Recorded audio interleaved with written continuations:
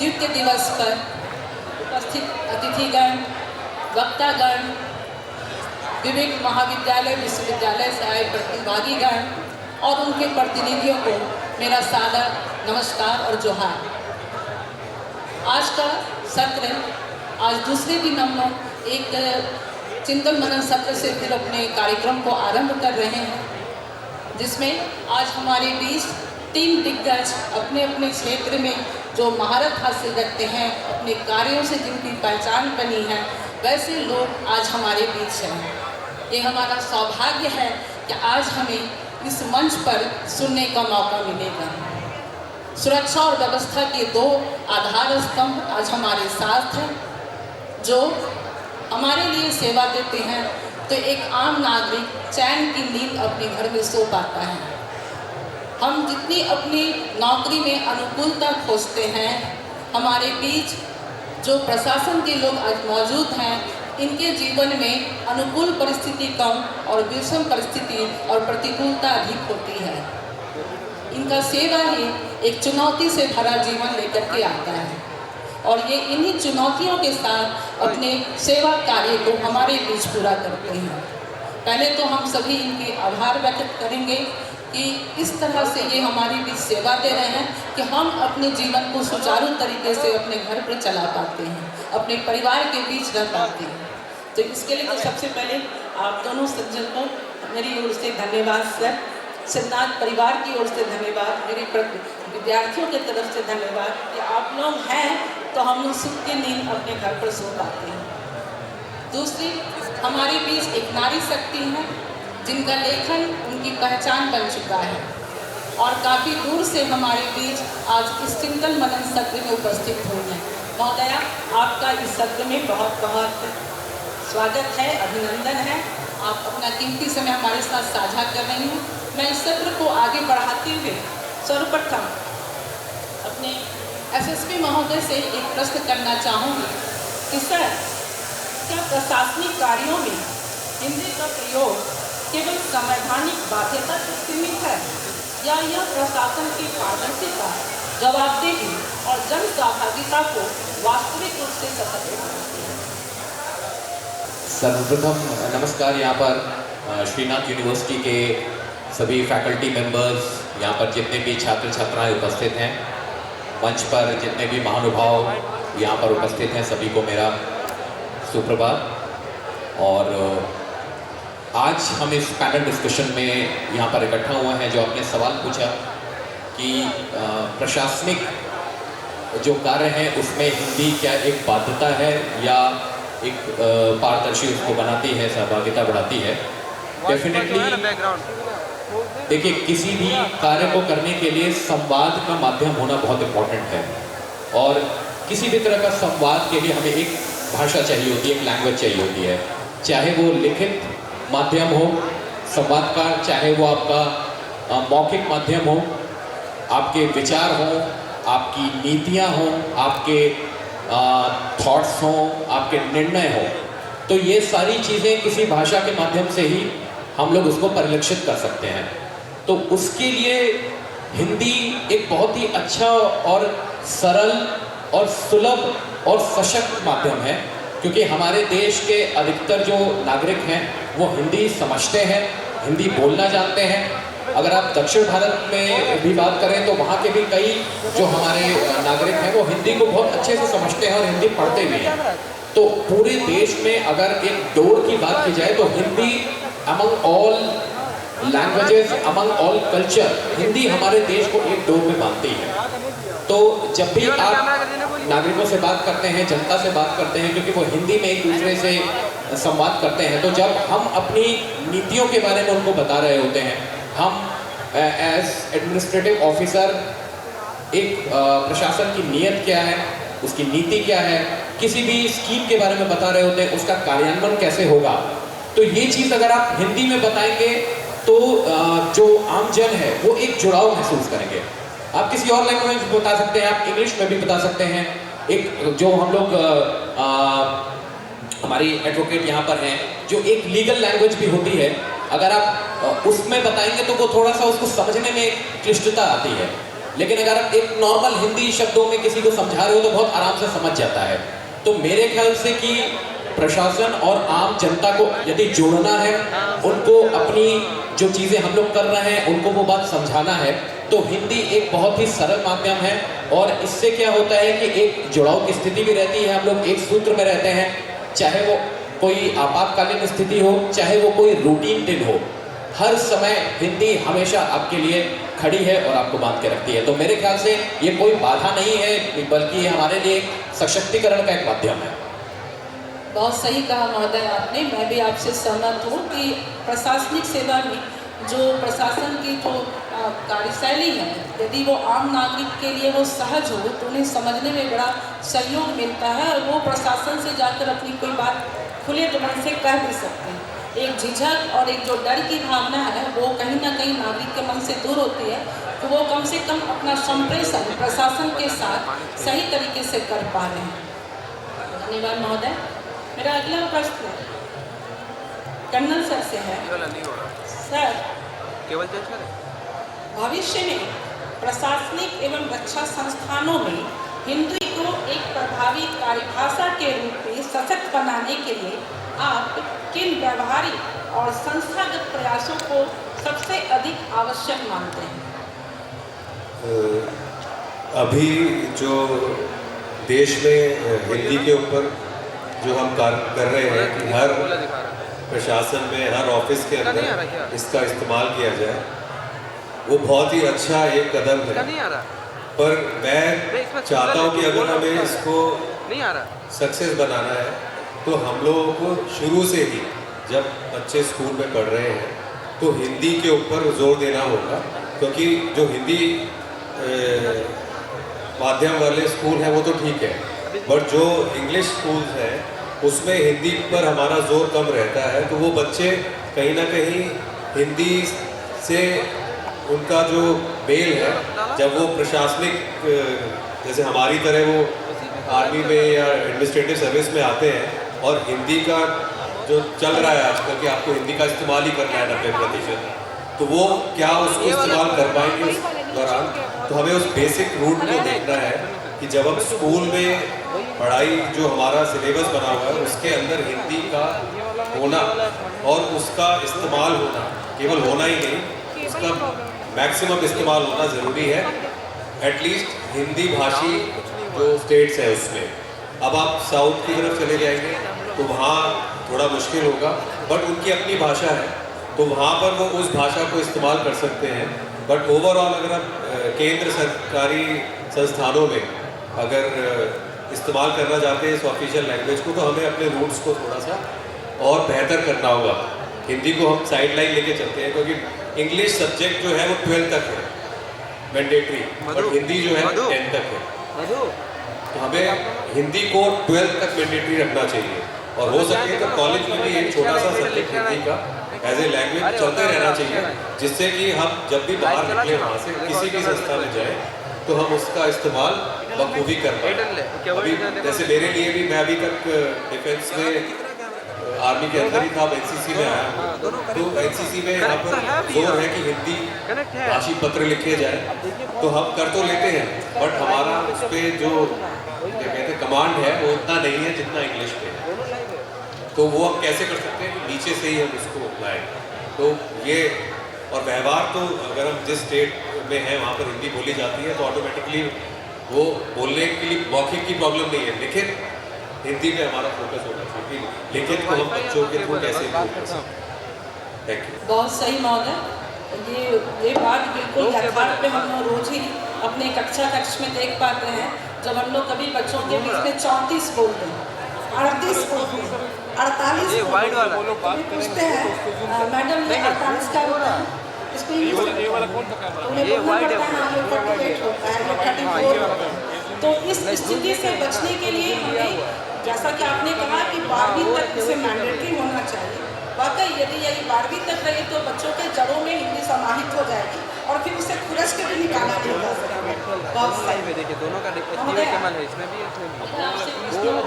कि न्यायिक प्रक्रिया, चूँकि आप एडवोकेट हैं, आपका इस क्षेत्र में अनुभव रहा है, तो मैं न्यायिक प्रक्रिया से आपसे प्रश्न करना चाहूँगी कि न्यायिक प्रक्रिया, बहस और दस्तावेजों में हिंदी के प्रयोग से आम नागरिक की न्याय तक पहुंच किस प्रकार अधिक सहज और लोकतांत्रिक बन सकती है? क्या कहना चाहेंगे आप इस बारे में?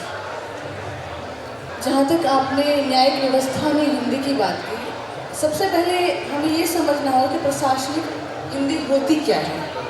प्रशासनिक हिंदी का जो मुख्य उद्देश्य या लक्ष्य होता है वो ये होता है कि आम जनता तक जो संप्रेषणीयता है वो सीधे सरल और सहज शब्दों में की जाए, क्योंकि अगर हम क्लिष्ट भाषा का इस्तेमाल करेंगे तो जनता नहीं समझ पाएगी। और डायरेक्ट संप्रेषण होना चाहिए, बात व्यंजना में नहीं होनी चाहिए। जैसे कि हम साहित्य में व्यंजना का इस्तेमाल करते हैं, वहाँ हम एक ही बात को घुमाकर व्यंजना के माध्यम से कह सकते हैं, लेकिन प्रशासनिक भाषा में हमें जो पंक्तियाँ चुननी है वो ऐसी चुननी है कि जो बात कही जा रही है लिखी भी वही जाए, और जो लिखी जा रही है कहीं भी वही जाए, उसमें अंतर नहीं होना चाहिए। अब आते हैं हम न्यायिक व्यवस्था में बात करने की। देखिए, जो हिंदी भाषी राज्य हैं, जैसे कि आपका यूपी हो गया, बिहार हो गया, हम राजस्थान और हरियाणा की बात करें, झारखंड की बात करें, एमपी की बात करें, तो इन राज्यों में जो मतलब लोअर कोर्ट्स में जिन्हें हम निचली अदालतें कहते हैं, वहाँ पर कार्यवाही के लिए हिंदी का ही प्रयोग होता है। और उसका मुख्य कारण ये होता है कि अगर हम हिंदी में कामकाज करते हैं न्यायालय में, तो जो हमारे क्लाइंट होते हैं उन तक हर चीज़ क्लियर रहती है। हम हाई कोर्ट आते हैं तो वहाँ पर हिंदी को बाध्य कर दिया जाता है, जबकि ऐसा कहीं भी लिखित रूप में नहीं है कि हाई कोर्ट में आप हिंदी में बहस नहीं कर सकते। वहाँ पर ऐसा कोई मेंशन क्लॉज नहीं है। लेकिन फिर भी आजकल जो हिंदी की स्थिति देश में हो गई है वो बहुत दयनीय है। हम एक तरफ उसको प्रचार प्रसार की दृष्टि से आगे बढ़ाने की कोशिश कर रहे हैं, लेकिन उतना हो नहीं पा रहा है। न्यायिक प्रक्रिया में अभी भी बहुत बाधाएं आती हैं। सुप्रीम कोर्ट में आप बिल्कुल बहस हिंदी में नहीं कर सकते, आपको इंग्लिश में ही आर्ग्यू करना होगा। तो ये दिक्कत है, क्योंकि होता क्या है कि अभी भी गांव में रहने वाला बहुत बड़ा तबका ऐसा है जिसे अंग्रेजी का ज्ञान नहीं है, वो पढ़ा लिखा वर्ग नहीं है। तो ऐसी स्थिति में क्या होता है कि जो लोग अपने मसलों को, मामलों को लेकर अदालतों तक जाते हैं, वो समझ ही नहीं पाते कि जो वकील उनकी तरफ से पक्ष रख रहा है वो कह क्या रहा है। और यही कारण है कि बहुत जगहों पर हम देखते हैं, लोग कह तो देते हैं कि डॉक्टर और वकील से हमें भगवान बचाए, लेकिन कारण यही है कि हमारी अज्ञानता, हमें पता ही नहीं है कि हो क्या रहा है। अगर हिंदी में अगर प्रशासनिक कार्रवाई होगी, न्यायालय कार्रवाई होगी, तो ये नौबत नहीं आई, क्योंकि क्लाइंट को पता होगा कि मेरा पक्ष रखा जा रहा है, किस प्रकार से रखा जा रहा है, मेरी बात कितनी कही जा रही है। तो ये समस्या अभी भी अदालतों में है। इसे सुधारने के लिए राज्य सरकार, केंद्र सरकार और न्याय प्रणाली तीनों को साथ मिलकर काम करना होगा। बहुत सही। न्यायिक प्रक्रिया में जो एक समस्या है इंग्लिश को लेकर के, कि जो एक आम आदमी है, खास करके जो सुदूर ग्रामीण क्षेत्र का व्यक्ति है, उसके लिए ये मुकदमा लड़ा जा रहा है और उसे ही नहीं पता कि न्यायिक प्रक्रिया में हो क्या है। उसे केवल निर्णय सुना दिया जाता है, चाहे उसके सकारात्मक रूप में हो या नकारात्मक रूप में हो, उसे सिर्फ निर्णय सुनने को मिलता है। इसमें एक बात और जोड़ूंगी, जैसे कि बहुत कोर्ट्स में ऐसा होता है, जो लोअर कोर्ट्स है, वहाँ पर क्या होता है कि जो रीजनल लैंग्वेज होती है उसमें निर्णय दिया जाता है। सपोज कि कहीं पर राजस्थानी तो हालांकि कॉन्स्टिट्यूशनल लैंग्वेज नहीं है, लेकिन हरियाणवी में या फिर एमपी चले जाइए तो गढ़वाली में, इन भाषाओं में भी जजमेंट की कॉपी दी जाती है। लेकिन हाई कोर्ट और सुप्रीम कोर्ट में जजमेंट सिर्फ और सिर्फ अंग्रेजी में दिया जाता है। तो दिक्कत तो है, और इस दिक्कत से बचने का एकमात्र उपाय है कि हिंदी को न्यायालय के सभी स्तरों पर लागू किया जाए। इसके लिए अपनी तरफ से क्या सुझाव दे सकती है, कैसे ये लागू किया जाए? देखिए, इसमें व्यक्तिगत एक व्यक्ति के कहने से ना तो ये होगा ना संभव है। मेजॉरिटी ऑफ द पीपल का रूल हर जगह, हम लोकतंत्र में रहते हैं, तो वहाँ पर भी जो हमारे सीनियर एडवोकेट्स न्यायालयों में काम करते हैं उन्हें इसकी पहल करनी चाहिए, और तभी इस समस्या का निवारण संभव है। हम मांग करें इस बात की, जब सरकार का गठन होता है हम उस मैनिफेस्टो में इस चीज़ को शामिल करने की बात करें कि हमें न्यायालयीय स्तर पर हिंदी जो है सर्वोपरि रखनी होगी अंग्रेज़ी की अपेक्षा में। धन्यवाद महादेव।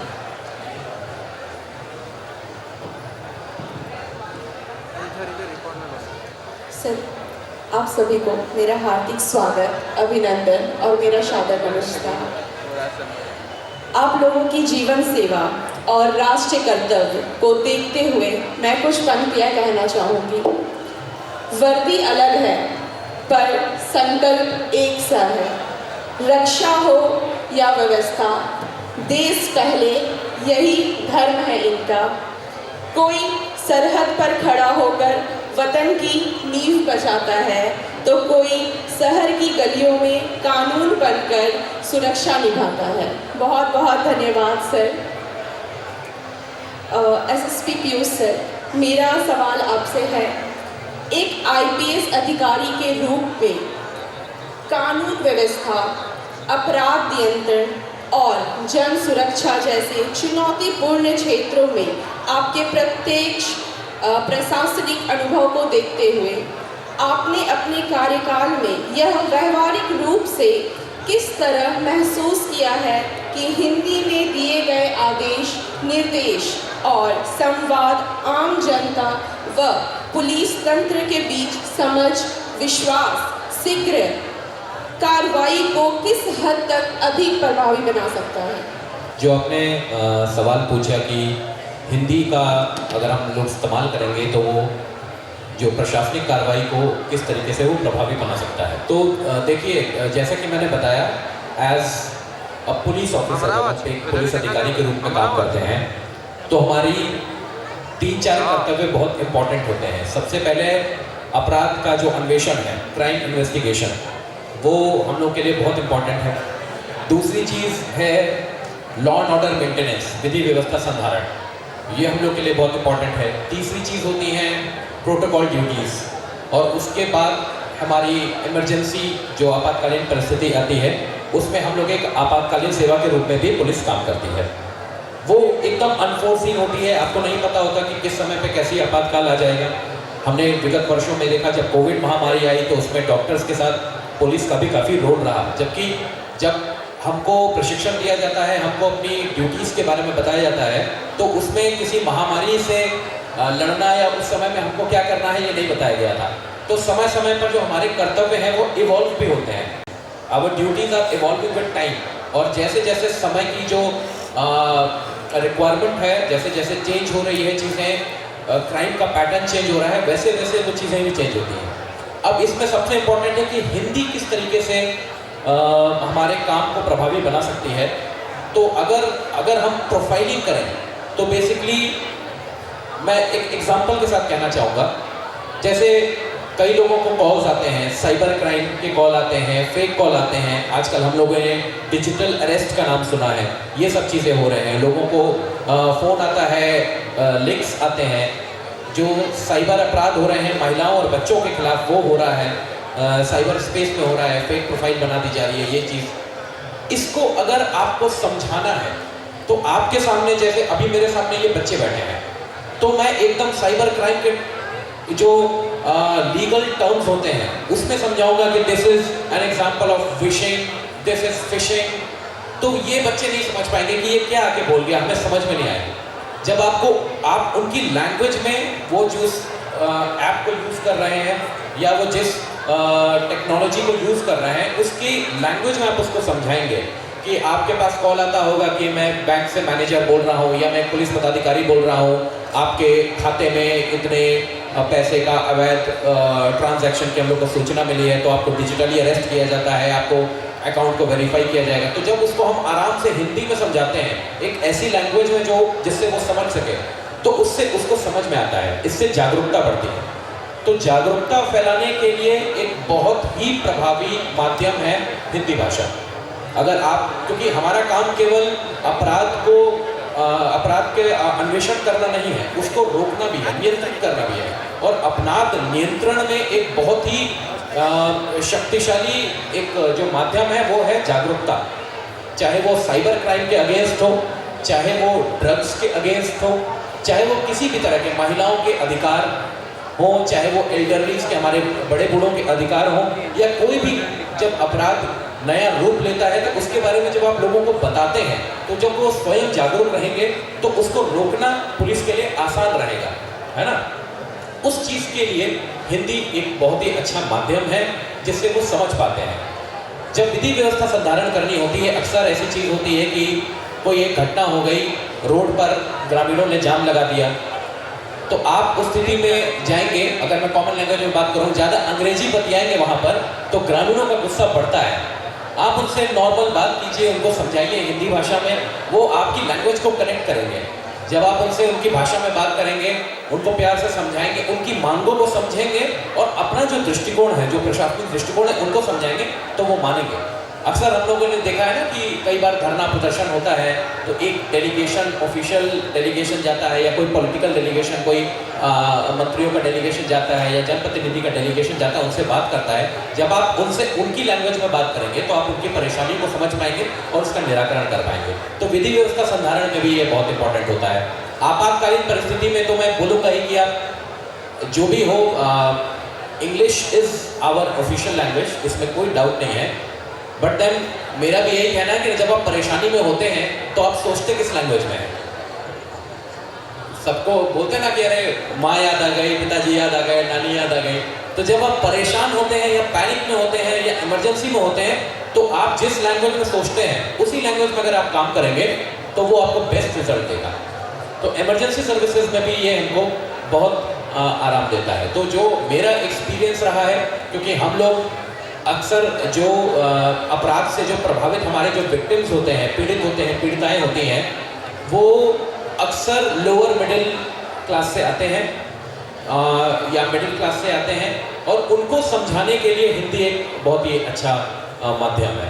तो मेरे हिसाब से अगर इन सारे जो मैंने अभी पॉइंट्स बताए हैं, अगर इस पर विचार किया जाए तो हम लोगों के लिए एज पुलिस ऑफिसर, हम लोगों के काम के लिए तो हिंदी बहुत ज़रूरी है और उसका जितना व्यापक प्रचार प्रसार होगा ताकि जनता उस चीज़ को समझ पाए, हमारे उद्देश्य को समझ पाए, हम जो भी प्रचार प्रसार करना चाह रहे हैं अगेंस्ट वेरियस क्राइम्स, अगर उसको समझ पाए तो हमारा काम तो आधा वहीं ख़त्म हो जाएगा, तो हमारे लिए बहुत आराम हो जाएगा। तो यही मेरा इसमें दृष्टिकोण है। बिल्कुल सर। आगे मैं यहाँ पर मैं कहना चाहूँगी सर से मैं सहमत हूँ। जैसा कि एक मरीज पहुँचता है किसी चिकित्सक के पास में और अपना मर्ज बताता है और यदि डॉक्टर साहब उसको बढ़िया से समझ पाते हैं और उसको उसी ढंग से जवाब देते हैं तो उसकी आधी बीमारी तो वहीं दूर हो जाती है। इसी तरह से एक अधिवक्ता के साथ भी होता है कि यदि कोई अपना मुकदमा लेकर अधिवक्ता के पास पहुंचा और उसके साथ उसकी जो संप्रेषण का संवाद अगर ढंग से बन गया तो वो लगता है कि मुकदमा मेरे तरफ ही जाएगा। और ठीक इसी तरह से यदि कोई पुलिस प्रशासक के पास पहुंचता है तो पुलिस के साथ एक बात जैसे आमजन थोड़ा सा पुलिस से कभी कभी डरता भी है। एक आम आदमी की धारणा है, वो गलत करे या ना करे पता नहीं, क्योंकि बचपन से डराया गया नहीं खाना खाओगे तो पुलिस पकड़ के ले जाएगी। तो ये सब बच्चों वाली जो बात है ये मन में कहीं बैठ जाए। तो लेकिन अगर प्रशासकों के साथ भी अगर संवाद इतना आसानी से हो तो सचमुच लोग आमजन अपनी बातों को पुलिस प्रशासक को या प्रशासनिक सेवा में जो लोग भी हैं जिनसे उनका काम पड़ रहा है बहुत सहजता से अपनी बात को कर पाएंगे और उनको लगेगा कि मेरी आधी समस्या यहीं दूर है। ये बहुत ज़रूरी है, संवादहीनता नहीं होनी चाहिए प्रशासकों और आमजन के बीच में। बिल्कुल धन्यवाद पीयूष सर। सर मेरा प्रश्न कर्नल आहूजा सर आपसे होगा।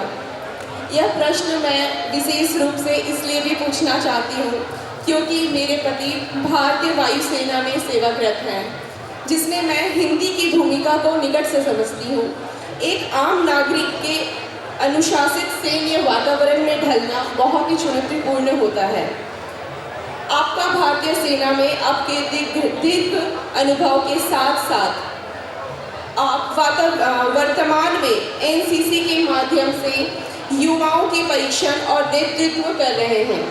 एनसीसी जैसे संगठनों में जहां युवा वर्ग सीधे जुड़ा होता है, हिंदी किस प्रकार प्रेरणा, अनुशासन और राष्ट्रबोध का सशक्त माध्यम बनता है?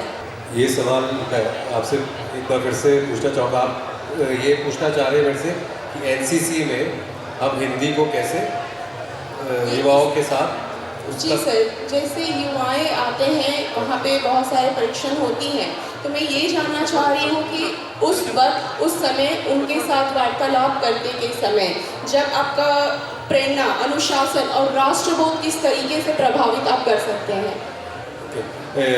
सबसे पहले तो एनसीसी जो नेशनल कैडेट कोर है, उसमें जो प्रशिक्षण का माध्यम है वो हिंदी ही है, हिंदी में ही किया जाता है।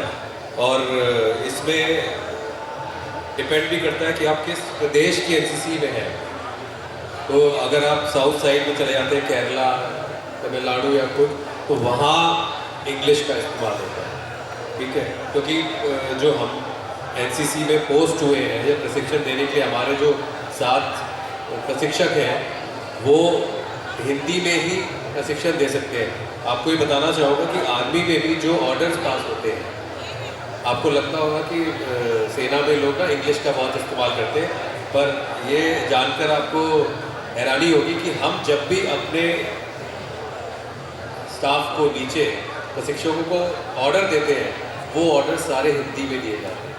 ये आज से नहीं है, ये पहले से ही है। तो उसमें कुछ ऐसे लोग भी होते हैं जो मान लो साउथ से हैं, वो हिंदी कैसे समझेगा, प्रॉब्लम है। तो हमने रोमन हिंदी का, हम लोग अपने उसमें रोमन हिंदी का इस्तेमाल भी करते हैं कि इंग्लिश में हिंदी को लिखा हुआ है तो उसको पढ़ के लोग ऑर्डर पास करते हैं, समझते हैं। तो ये पहले से ही चलता आ रहा है। अब एनसीसी के ऊपर अगर हम आते हैं तो इस झारखंड स्टेट में तो हम पूरा का पूरा प्रशिक्षण हिंदी में ही देते हैं बच्चों को। तो वो जो आप चाह रहे हैं वो ऑटोमेटिकली हो रहा है। तो और हमें भी जब हम उनसे कम्युनिकेट करते हैं, संवाद करते हैं, तो बच्चे हमसे हिंदी में ही बात करते हैं। कुछ स्कूलों में बच्चे हैं जो इंग्लिश मीडियम से हैं, जो बीच बीच में इंग्लिश में बात करते हैं। अदरवाइज सारा प्रशिक्षण जो वो हिंदी में ही होता है। जो भी हम ट्रेन कर रहे हैं, उनको वेपन की ट्रेनिंग दे रहे हैं, उनको ड्रिल सिखा रहे हैं, तो इसके सारे आदेश जो है वो हिंदी में ही पास किए जाते हैं। किताबें भी जो हैं वो हिंदी में ही पब्लिश की जा रही है, मैक्सिमम बच्चे उसी का इस्तेमाल करते हैं। Thank you. Thank you sir. आपकी बातों में ये स्पष्ट होता है कि हिंदी केवल संवाद की भाषा नहीं, बल्कि युवाओं में राष्ट्र प्रेम, नेतृत्व और जिम्मेदारी की भावना विकसित करने का एक प्रभावी माध्यम है। मेरा प्रश्न अब महोदय आपसे है, ई कोर्ट, ऑनलाइन रचनाएं और केस स्टेटस जैसी डिजिटल न्याय प्रणाली में हिंदी को आम लोगों के लिए अधिक उपयोगी और प्रभावी बनाने में वकीलों की भूमिका को आप किस रूप से देखती हैं? देखिए, जो आपने रचनाओं की बात की वो साहित्यिक विधा है और वकील जो है वो विधिक विधा का व्यक्ति है। तो साहित्यिक विधा एक अलग शाखा है हिंदी की और विधिक जो है वो एक अलग शाखा है। साहित्यिक में वकील का हस्तक्षेप हो भी नहीं सकता, उसकी वैधानिक भाषा है और उसकी साहित्यिक भाषा है। दो अलग अलग ब्रांचेस अलग अलग तरीके से जाएंगी, पैरेलल नहीं जाएंगी। हाँ, भाषा जैसे जैसे विभाग बढ़ते हैं वैसे वैसे भाषाओं का वर्गीकरण अवश्य होता है। अब जैसा कि आप कह रही थी कि विधिक भाषा में, ऐसे आजकल क्या है कि ज़्यादातर आप देखते हैं बच्चे कॉन्वेंट से पढ़कर आते हैं। बड़े बड़े लॉ कॉलेजेस में आप अगर सिम्बोसिस की बात करें तो वहाँ पर आपको जो है अंग्रेज़ी नहीं पढ़ाया जाएगा। ऑब्वियस सी बात है कि जब आप माध्यम अपना अंग्रेज़ी रख रहे हैं तो बच्चे हिंदी से सरोकार कैसे रख पाएंगे। उसका इफ़ेक्ट ये होता है कि जब वो प्रैक्टिस करने के लिए, देखो थ्योरी पढ़ना अलग बात है, आपको किताबें रटा दी गई, पढ़ा दी गई, आपने पढ़ ली, रट ली, लेकिन जब लॉ ग्रेजुएट होने के बाद हम कोर्ट में जाते हैं तो वो जो उसका मापदंड है वो बिल्कुल किताबों से इतर होता है। किताब में क्या होता है कि एक आपको परफॉर्मा सेट करके दिया गया कि इसको आपको केस करना है, इसकी ड्राफ्टिंग ऐसे होगी, इसका आर्ग्यूमेंट ऐसे होगा, बस वो प्रोसीजर उसमें मेंशन होता है, काम आपको खुद करना है। तो उसके लिए दिक्कत यहाँ आती है कि ज़्यादातर जो मतलब निचले तबके से लोग आ रहे हैं केस लेकर, अपना समस्या लेकर जो अदालतों में आते हैं, तो वो और अधिकतर लोग वहाँ पे अंग्रेजी का प्रयोग कर रहे हैं, तो दिक्कत तो आ रही है उसकी वजह से। और जो आपने साहित्यिक बात की तो वो विधिक, वकील उसमें कुछ नहीं कर सकता। वो क्षेत्र ही अलग है। आप इंजीनियरिंग के विद्यार्थी से टेक्निकल टर्म्स अगर लॉ का पूछें वो कैसे बताएगा। साहित्यिक भाषा के लिए आपको साहित्यकार, प्रोफेसर, खासकर जो स्कूली शिक्षाएं हो रही हैं, आप हमारे देश में प्रॉब्लम क्या है, कॉन्वेंट स्कूल ज़्यादा है। परसों ही मैं किसी से बात कर रही थी तो मैंने उनसे पूछा, वो हिंदी पर हमारी बात चल रही थी, तो मैंने उनसे पूछा कि आपके बच्चे किस स्कूल में पढ़ते हैं। तो उन्होंने कहा कि बच्चे अभी छोटे हैं। तो मैंने फिर भी पूछा, बड़े होंगे, 2 साल बाद बड़ा होगा आपका बच्चा, तो आप किस स्कूल में उसको दाखिल कराएंगे? तो मैं अच्छे कॉन्वेंट स्कूल में कराएंगे। कॉन्वेंट स्कूल की प्रॉब्लम क्या है कि वहाँ वो हिंदी को सिरे से खारिज कर देते हैं, वो संस्कार ही नहीं बोते हिंदी के। तो जब हम हिंदी की तरफ उन्मुख नहीं होंगे तो हमें हिंदी का जो संस्कार है कैसे मिलेगा।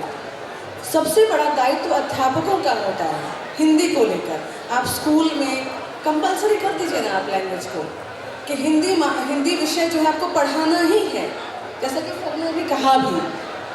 तो अगर इस तरह का जो शुरुआत से बच्चों में हिंदी के संस्कार बोए जाएंगे तो समस्या आएगी नहीं। और इस चीज़ को आप क्लियर कर लीजिए, साहित्यिक विधा अलग है, वैधानिक विधा अलग है। वकील साहित्यिक क्षेत्र में कुछ नहीं करता। वो अलग बात है कि मेरा प्रोफेशन जो है वकालत का है, मैं लिखती हूँ हिंदी में, मैथिली में। उसका एक कारण है कि मेरे परिवार में मेरी मातृभाषा मैथिली है, मैथिली में ही बात होती है। हमारे घर में हम हिंदी में बात भी नहीं करते। लेकिन जब हम घर से बाहर जाते हैं तो मेरी अपनी कोशिश होती है कि मैं जब भी सामाजिक तौर पर किसी से भी इंटरेक्ट करूं, वार्तालाप करूं, इवन जब मेरे पास कोई केस आता है तो मेरी कोशिश यही रहती है कि मैं अपने क्लाइंट से जो जितनी बातें मैं उससे हिंदी में ले सकती हूँ वो शायद अंग्रेज़ी में एक्सप्लेन ना कर पाए। अच्छे वकील अटक जाते हैं अंग्रेज़ी में कोर्ट में अपनी बात बताने में। तो संप्रेषणीयता के लिए हिंदी से उत्तम लैंग्वेज इस देश के लिए तो मेरे हिसाब से हो ही नहीं सकती है। Thank you. धन्यवाद मैम जी। कानून की भाषा जब हिंदी बन जाए तो न्याय हर नागरिक तक सहज पहुंच जाएगा। निश्चय ही आपके सुझाव प्रशासनिक और रक्षा संस्थानों में हिंदी को पर्याय भाषा के रूप में और अधिक सशक्त बनाने की दिशा में मार्गदर्शक और प्रेरणादायक सिद्ध होंगे। रचना मैम। महोदया, मेरा अगला सवाल आपसे ही है कि कानून और विधि व्यवस्था की जो जटिलता है जिसे आम आदमी समझ नहीं पाता, क्योंकि उसकी एक अलग शब्दावली भी होती है जिसे एक पढ़ा लिखा आदमी भी जल्दी नहीं समझ पाता, क्योंकि लॉ की भाषा ही कुछ अलग है। इसलिए आपकी तरफ से आप क्या सुझाव देना चाहेंगे कि इसको किस तरह से सहज बनाया जाए कि हिंदी इसमें सहयोग कर सके आम आदमी तक इस भाषा को समझने में, ताकि वो पूरी न्यायिक प्रक्रिया से जुड़ सके। देखिए, वैधानिक शब्दावली विधि के लिए बनाई गई और हर चीज़ हर व्यक्ति को समझाना सहज भी नहीं है, ये भी एक कारण है। जहाँ तक बात है संप्रेषणीयता की, तो जब भी कोई आम नागरिक जो है किसी भी XYZ कारण से अदालत की तरफ जाता है, न्याय व्यवस्था की तरफ जाता है, तो ये जो कर्तव्य होता है ये उसकी ओर से उसका पक्ष रखने वाले अधिवक्ता की जिम्मेदारी होती है कि वो टेक्निकल टर्म्स में उससे बात ना करे। उसको टेक्निकल टर्म को जो है जितनी सहज भाषा में, संप्रेषणीय भाषा में क्लाइंट को समझाई जा सके वो समझाए। और ऐसी भाषा हमारे पास है। ये शायद आप इसलिए कह रही हैं कि या तो आपका पाला नहीं पड़ा, ये भी हो सकता है, लेकिन ऐसा नहीं होता है। क्लाइंट अगर हमारे से हिंदी में पूछता है तो हम टेक्निकल टर्म्स को भी उनसे उतनी ही सहज भाषा में बतलाते हैं और क्लाइंट समझते हैं इस बात को। तो ये थोड़ा आपका जो प्रश्न था जन सामान्य के लिए नहीं है। आप किसी एक्ट को पढ़ाने जाएंगे समुदाय को तो उसकी ज़रूरत नहीं है, पूरा एक्ट पढ़ाने की ज़रूरत नहीं होती है। और हिंदी में लॉ, जितने भी लॉ हैं हमारे देश में, पहले क्या था कि बेयर एक्ट इंग्लिश में था, लेकिन जब हमारा संविधान लागू हुआ तो उस समय जो है सिर्फ 15 वर्षों के लिए अंग्रेजी को सहायक भाषा के रूप में रखने की बात की गई थी, लेकिन हम आज भी उस अंग्रेजी को ढो रहे हैं। समस्या वहाँ से है। और हमारे पास जितने भी लॉ हैं उनका हिंदी रूपांतरण हमारे पास है, तो समझाने में कोई दिक्कत नहीं है, ना समझाने में दिक्कत है ना समझने में दिक्कत है। बिल्कुल ही ग्राउंड से आदमी आएगा तो उसको थोड़ा समय लगेगा, किंतु वो समझ जाएगा। उसमें कोई दिक्कत और मुश्किल नहीं आएगी।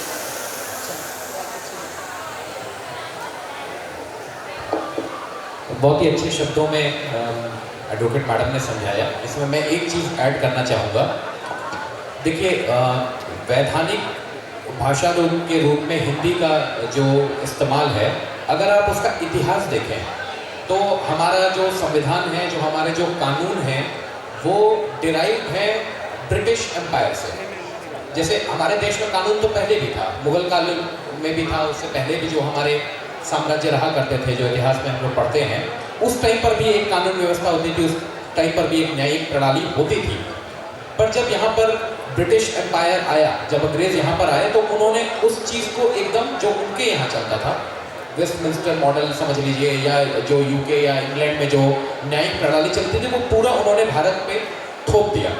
क्योंकि उनके लिए समझना, वो हमारे देश के अनुसार नहीं चलना चाहते थे, वो हमारे देश को अपने देश के जैसा बनाना चाहते थे, एटलीस्ट इन लॉ टर्म्स। तो इसीलिए वो चीज़ वहाँ से आई। उसके बाद जब हमको आज़ादी मिली, तो हमारे अगर संविधान के बारे में वो कैसे बना, हमारे जो संविधान के निर्माणकर्ता जो थे, जो बड़े बड़े थे, वो भी अगर उनकी आप पढ़ाई देखेंगे, उनका पृष्ठभूमि देखेंगे, तो उन्होंने भी अपनी जो पढ़ाइयाँ हैं वो भारत या बाहर के कॉलेजों से पढ़ाई की, लॉ की पढ़ाई की, क्योंकि भारत में उस टाइम लॉ की उतनी पढ़ाई होती नहीं थी। ये वो वाला लॉ है जो बाहर चल रहा है, पर भारत में उस तरीके से उसका व्यापक प्रचार प्रसार भी नहीं हुआ है। और that was an alien term to India. अब गवर्नमेंट ऑफ इंडिया एक्ट आया, 1935 में आया, इंडिपेंडेंस एक्ट आया, फिर हमारा कॉन्स्टिट्यूशन बना। तो धीरे धीरे वो एक कॉलोनियल हैंगओवर है, वो धीरे धीरे समाप्त होगा, इतनी आराम से समाप्त नहीं होगा। और अभी हम चलिए फिर भी हिंदी में अनुवाद करते रहे हैं सभी जितने भी हमारे कानून अधिनियम आते हैं, पर उसको आम जन तक पहुंचाना, वो धीरे धीरे उसके लिए एक टेम्परामेंटल, एक जो सोच है ना, उसमें परिवर्तन लाना होगा। और ये परिवर्तन धीरे धीरे आएगा। देखिए, अगर आप इनकी एग्जीक्यूटिव्स की बात करें, तो वहाँ पे अब हिंदी का जो इस्तेमाल है वो काफ़ी बढ़ गया है। केंद्र सरकार, राज्य सरकार भी हिंदी को बहुत प्रमोट कर रहे हैं। आप किसी भी आधिकारिक प्रोग्राम में भी जाएंगे तो वहाँ पे हिंदी में बात होती है। जो आधिकारिक चिट्ठियाँ आती हैं वो हिंदी में आती हैं, अंग्रेजी में भी आती हैं और हिंदी में भी आती हैं। तो हिंदी का व्यापक प्रचार प्रसार बढ़ाया जा रहा है। जो ये हिंदी अभी तक हमारे देश में साहित्यिक भाषा के रूप में ही विख्यात है, एक वैधानिक भाषा के रूप में अभी उतनी प्रचलित नहीं हुई है। तो जैसे जैसे धीरे धीरे ये कार्य शुरू होगा, अगर न्यायिक प्रणाली की भी बात की जाए, तो हमारी जो लोअर जुडिशरी है, जो जिला स्तर पे काम कर रही है, हम लोग जो FIR दर्ज करते हैं, उसकी जो कांड दैनिकी लिखते हैं, झारखंड में, बिहार में, वो हिंदी में लिख रहे हैं, यूपी में भी वो हिंदी में लिख रहे हैं। उस पर जो बहस हो रही है, जो बयान दर्ज होते हैं कोर्ट में विचारण के दौरान, वो भी हिंदी में हो रहा है। अब वकील हमसे हिंदी में सवाल पूछता है, हम हिंदी में अपना जवाब देते हैं, और जो बयान होता है वो भी हिंदी में आता है। बस कोर्ट का जजमेंट जो है वो इंग्लिश में आता है। तो धीरे धीरे अगर ये सब चीज़ें चेंज होए, कोर्ट का जजमेंट धीरे धीरे हिंदी में आने लगे, फिर ये चीज़ आगे बढ़ के कि लॉ पॉइंट पर जो हाई कोर्ट में या सुप्रीम कोर्ट में जो बहस हो रही है, जो आर्ग्यूमेंट हो रहा है, वो भी धीरे धीरे हिंदी में स्टार्ट होने लगे, तो समय बदलेगा, वो चेंज आएगा और हिंदी को एक वैधानिक भाषा के रूप में भी पहचान मिलेगी। लेकिन उसमें समय लगेगा, वो एक दिन में नहीं होगा। तो धीरे धीरे जब उस तरफ ध्यान दिया जाएगा तो वो ज़रूर होगा। बहुत बढ़िया, बहुत सही कहा महोदय आपने। और ये चिंतन मनन सत्र इसी सकारात्मक सोच के साथ अपनी समाप्ति की ओर है कि बहुत जल्द हमारे प्रयासों से जो भी दूरियां हैं, जो भी बाधाएं हैं, उन सभी चीज़ों को हम लोग बहुत जल्द सहज करेंगे, सही करेंगे और ठीक ठाक करेंगे, ताकि आम जन के लिए हिंदी जितनी सहज है और जिस संस्था से वो अपनी बात को कहते हैं, वो संवाद वो प्रशासन के साथ भी स्थापित कर सकेगी आने वाले समय में। इन्हीं बातों के साथ मैं अपने वक्ताओं को धन्यवाद देना चाहूँगी। आपने एक महत्वपूर्ण विषय पर अपने विचारों को हमारे साथ साझा किया, हमारे बच्चे आपको सुने, बहुत सारी उनके मन में जिज्ञासाएँ थी, मुझे लगता है वो भी शांत हुई होंगी। मैं फिर से आप लोगों को पुनः एक बार धन्यवाद देना चाहूँगी। धन्यवाद, आभार, साधुवाद।